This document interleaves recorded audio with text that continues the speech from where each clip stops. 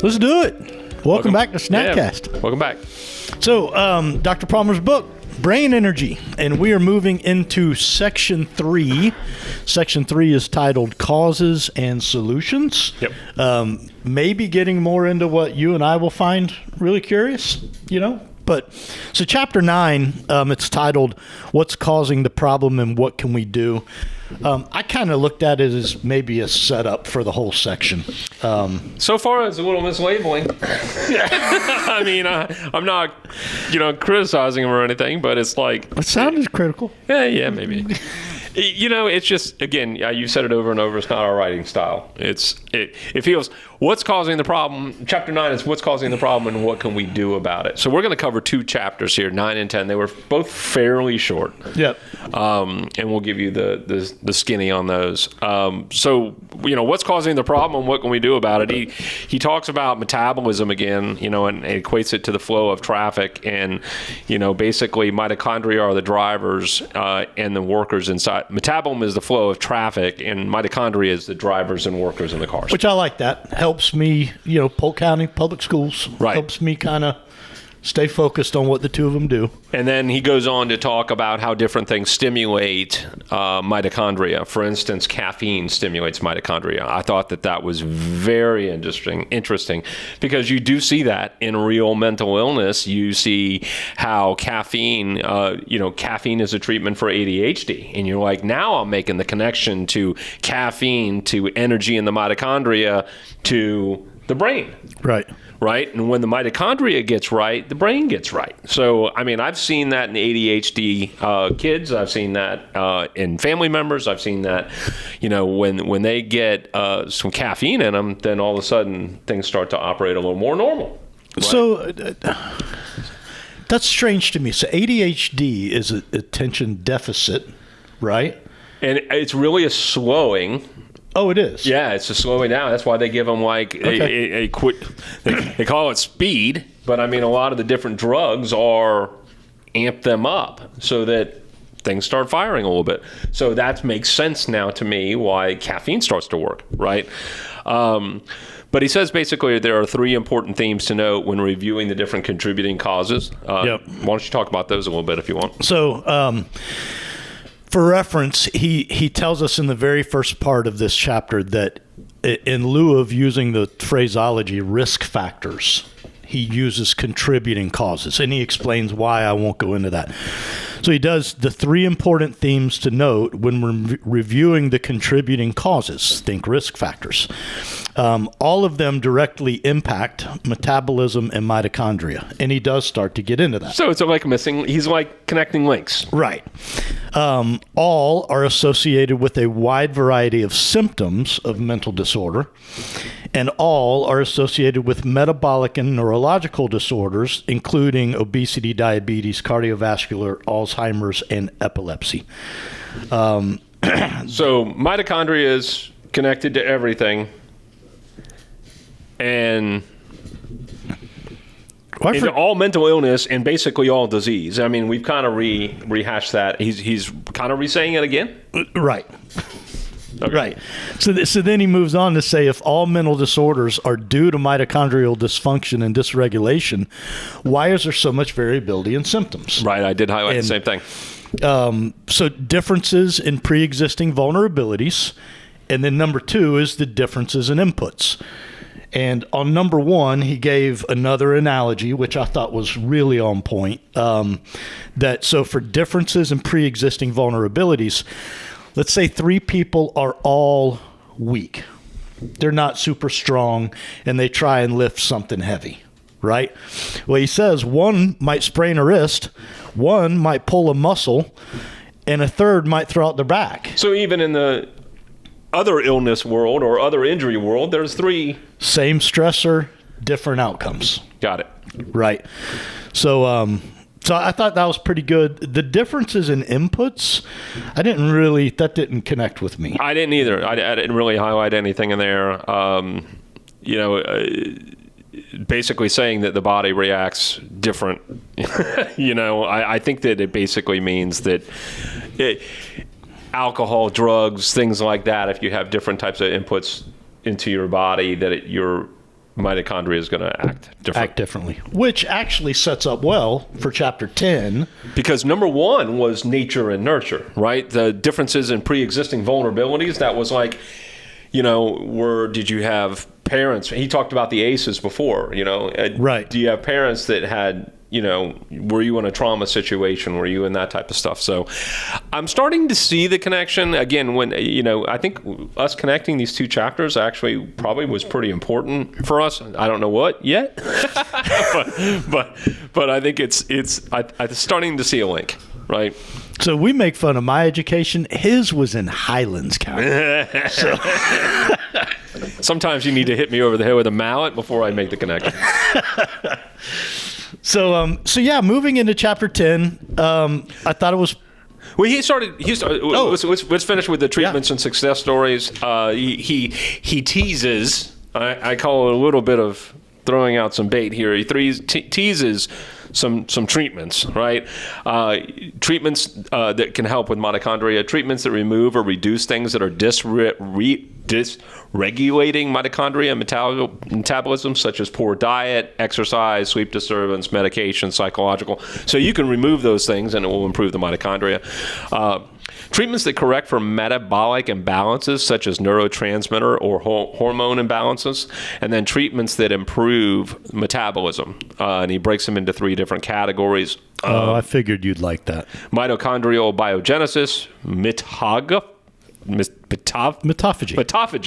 getting rid of the old and defective mitochondria, and then autophagy. We've talked about autophagy. Basically, repairing, fasting, taking out the trash. We've talked about that before. So those are 3 things that you can do if you know you have a mitochondria issue. And he teases because he's going to go into more detail later on. So he is going to start giving solutions. That's actually how he closed it out, number 9. And he's like, but you have to read to the end to figure out which solutions are going to be best for you. And he even mentioned that. He said, you really need to don't start implementing solutions until you've looked at understand all of it, contributing causes. And I think that's what he's like. There is a light at the end of the tunnel. Stay with me. Yeah.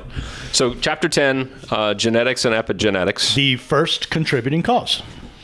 So genetics, it makes all the sense in the world, right? But it doesn't.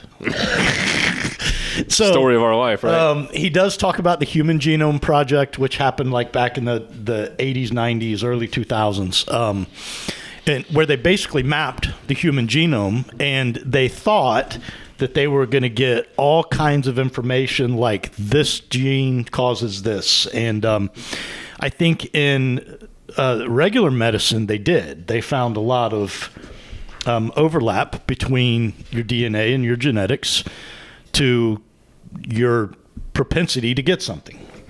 They didn't really make that case very well on the mental health side. That's correct. Right. Yep. So, epigenetics, just a definition again, is field dedicated to understanding what causes genes to turn on or off. Well, we're not there yet, though, because we're still on genetics. Okay. So the end of the day on the genetics, it said depending on which ones you inherit, they can influence the function of your cells, your metabolism, and your overall health. But the answer to problems does not lie in the genes themselves. It all points back. He goes into all these details, APO3, APO4, APOE, all these different gene types. But he demonstrates that they all point back to metabolism and mitochondria. So It's less truly about the genetics. Now, the epigenetics is a different set of circumstances. The epigenetics, he's basically saying the field dedicated to understanding what causes genes to turn on and off. He's talking about stressors. He's talking about different situations, poor environment. So like womb environment, he goes into a study about when there was a famine. I guess, I don't know when it was. It was in the 40s for the German occupation in the Netherlands.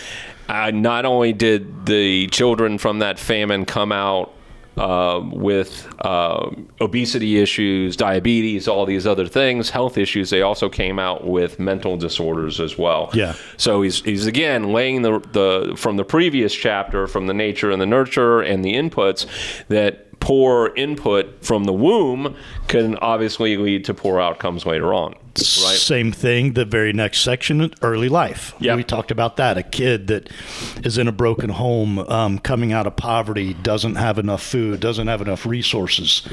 Obviously, that can affect. It's an outside influence of how our genes turn on and off. The third one, intergenerational transmission of trauma, I thought was probably the most interesting of these, and that actually focused on a parent transferring trauma to their child, and the child never ever actually experienced the trauma. This was they looked at Holocaust victims, and the actual parent transmitted, if you would, the trauma to the children, right? And the children never experienced the trauma, so the children got the same illnesses, a lot of the same things that mom and dad had gotten, but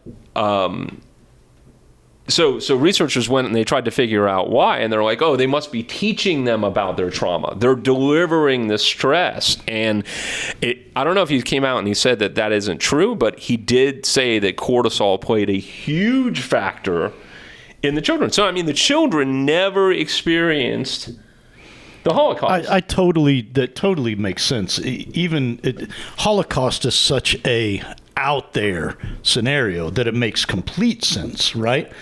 But I would tell you that there was stuff that my parents simply taught me that today I probably don't have a well-rounded perception of, because I was told to just stay away from it. You know, whether it was drugs or, whatever. Well, but, I mean, your great-grandparents who talked, or your grandparents, they talked about the Great Depression and the stress of the Great Depression, right?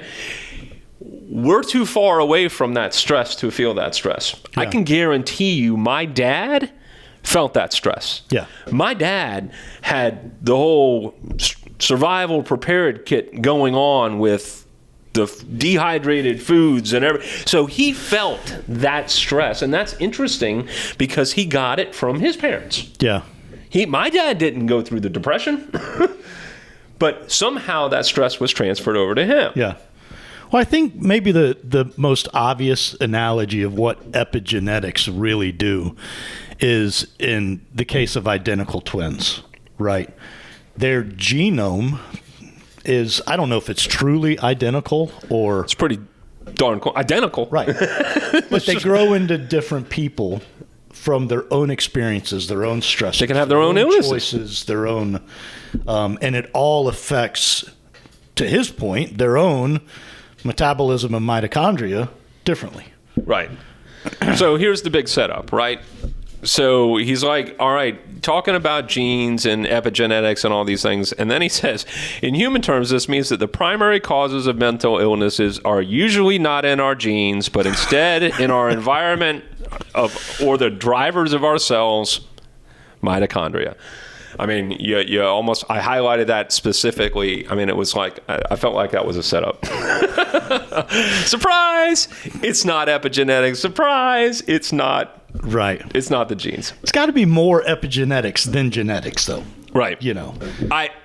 I do concur that it's probably more epigenetics. Yeah. The choices we make. The choices that we make, or, I mean, obviously the transfer of the stress. I mean, there can be stressors. I guarantee you, and I'm sure this has been the case, you take two identical twins, you put one in a loving household, and you put another in a non-loving household. Foster care. Yeah, sexual abuse and all of these other things. I didn't mean to imply foster care would be that way. No, I understand. But the outcomes are going to be completely different. Right. Stability was what I was getting at. Right. If you're moving around in your youth, and it could be a very different outcome, and they have the same genes. Yep. Right. So what did we learn? Waiting for chapter 11. I learned that I think we're back to mitochondria. Like I said, I think the title of the leading into the, hey, we're about to surprise you with things you can do. It was a little premature, but yeah. So, I don't think there's a section 4. So maybe the title of the section is accurate, and we're just really early. Yep. So chapter 11 will be next. another contributing cause, chemical imbalances, neurotransmitters, and medications. So we'll see you next time. Yep. Questions, comments, concerns, hit us at snackcast@yes.fit. Stay moving. See ya.